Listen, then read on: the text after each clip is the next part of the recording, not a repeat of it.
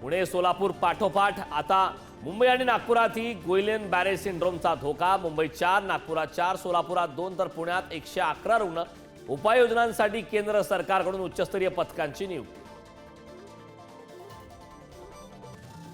डोंबिवलीमध्ये मराठी विरुद्ध अमराठी वाद शिगेला। सोसायटीतील सत्यनारायण पूजा आणि हळदी कुंकू समारंभावरून शिवीगाळ। मानपाडा पोलीस ठाण्यात तक्रार दाखल। बाबा सिद्दीकी हत्या प्रकरणी नवं कनेक्शन उघड। एसआरए प्रकल्पाच्या अंगलनात तपास सुरू। पुत्र जिशान सिद्दीकी यांची मागणी। जबाबात मोहित कंबोज आणि अनिल परबांचा उल्लेख। स्थानिक स्वराज्य संस्थांच्या निवडणुकांचा मार्ग आज मोकळा होण्याची शक्यता। आज सुप्रीम कोर्टात सुनावणी। निकालाकडे महाराष्ट्राचं लक्ष।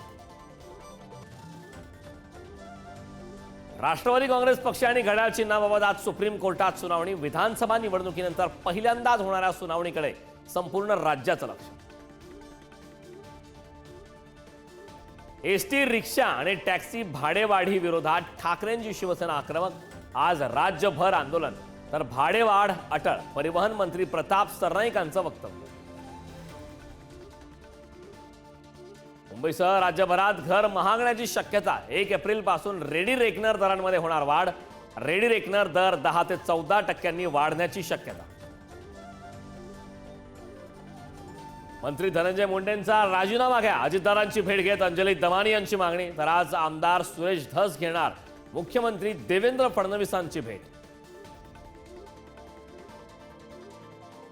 नागपुरात ऑनलाईन गेमच्या नादात 17 वर्षीय मुलीची आत्महत्या। 12वीत शिकणाऱ्या मुलीनं स्वतःचा चिरला गळा। मृत मुलगी डेथ ऑर लाईफ हा गेम खेळत असल्याची माहिती। लग्न जमवताना तपासाला जातोय मुलांचा सिबिल स्कोअर।